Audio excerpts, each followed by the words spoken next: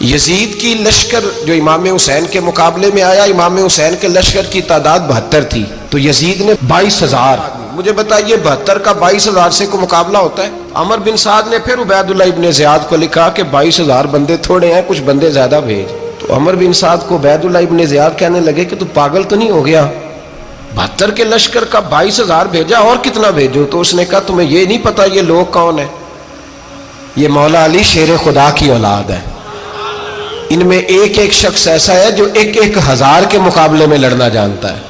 تو یہاں کمزوری دکھائی جاتی ہے. ہمارے بچے سمجھنے لگے ہیں کہ یہ شاید کوئی ایسی داستان ہے، اور اس طرح کا ماحول ٹی وی پہ میں دیکھ رہا تھا، اس طرح کا ماحول بنایا جاتا ہے جیسے کوئی خوف ہے. یعنی واقع کربلا کوئی ایسا واقعہ جسے دیکھ کے خوف طاری ہو جائے، بچے راتوں کو ڈرے. وہ اکیلے درخت دکھائے جا رہے ہیں اور تیر دکھائے جا رہے ہیں. او یار کیا قوم کی تربیت کر رہے ہیں؟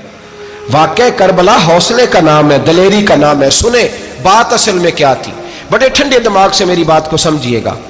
حضرت مولا علی شیر خدا کے بعد مسلمانوں کے متفقہ امیر بنے تھے حضرت امیر معاویہ.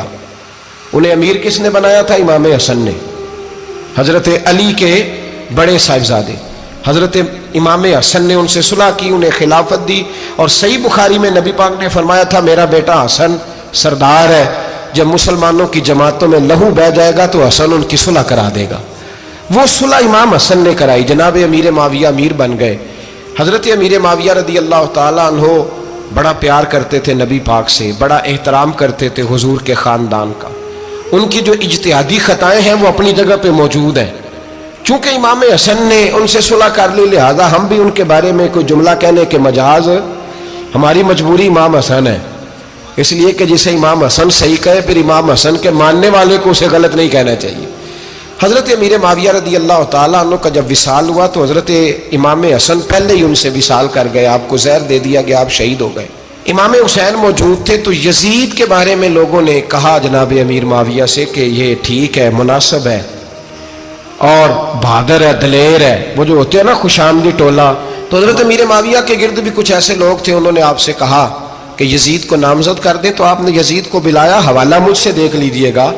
بلا کے فرمایا کہ 3 بندوں کے سامنے اپنی خلافت پیش کرنا، اگر وہ تجھے مان جائیں تو امیر بن جانا، نہ مانے تو چپ کر کے گھر بیٹھ جانا. وہ 3 بندے کون ہیں؟ جناب عبداللہ ابن عباس، حضرت عبداللہ بن زبیر اور امام حسین رضی اللہ تعالیٰ عنہ. یہ وصیت فرمائی جناب امیر معاویہ.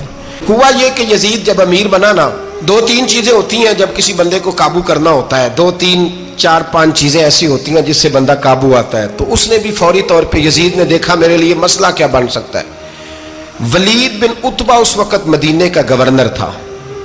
یزید نے اس کو خط لکھا کہ امیر عرب کا رواج آج بھی ہے کہ جب تک نئے خلیفہ کی بیعت نہیں ہو جاتی پرانے کے انتقال کی خبر ہی نہیں دیتے، اس کو رکھے رکھتے ہیں. یہ ان کا طریقہ ہے. وہ کہتے ہیں کہ ولی عہد اچھی طرح قبضہ کر لے پھر بتائیں گے.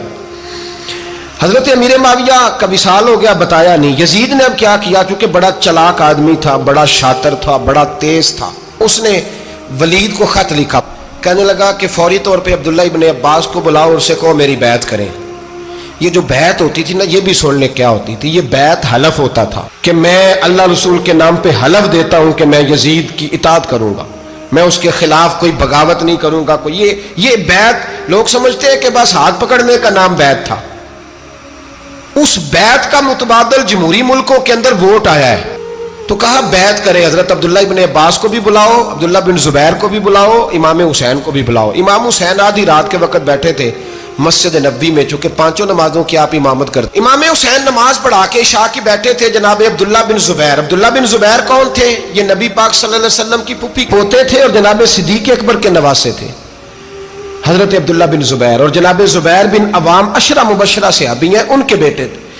بہت زیرک آدمی تھے. یہ بھی امام حسین کے پاس بیٹھے تھے. عبداللہ ابن عباس بھی تھے جو حضور کے چچا کے بیٹے ہیں، اس امت کے پہلے مفسر ہیں قرآن پاک. یہ لوگ بیٹھے تھے. تو ولید نے ایک بندہ بھیجا، اس نے آ کے کہا جناب آپ کو گورنر صاحب نے بلایا ہے. تو عبداللہ بن زبیر کہنے لگے حسین اس وقت بلانے کی بات سمجھ میں نہیں آئی. تو امام حسین بڑے بصیرت والے تھے، اللہ نے بصیرت دی تھی. کہنے لگے عبداللہ آپ کو سمجھ نہیں آئی، مجھے سمجھ آ گئی ہے، امیر معاویہ وصال کر گئے اور یہ ہمیں جو بلایا گیا ہے نا، یہ یزید کی بیعت کے لیے بلایا گیا ہے. تو کہا پھر آپ آدھی رات کو نہ جائیں، آپ کے لیے خطرہ ہوگا۔ تو امام حسین فرمانے لگے خطرہ حسین کو نہیں ہوتا۔ نہیں، کہا پھر بھی آپ مہربانی کریں ذرا احتیاط سے جائیں۔ تو جناب عبداللہ ابن زبیر نے، عبداللہ ابن عباس نے 14 بندے نیزے دے کے، تلواریں دے کے امام حسین کے ساتھ بھیجے اور کہا کہ امام حسین اگر اس نے کوئی غلط ملت بات کی نا، زبردستی بیعت کرنے کا کہا، تو آپ بس کوئی ایک بات اونچی آواز میں کر دینا، یہ سپاہی پیچھے آ جائیں گے۔ امام حسین ان 14 بندوں کو لے کے گورنر ہاؤس پہنچ گئے۔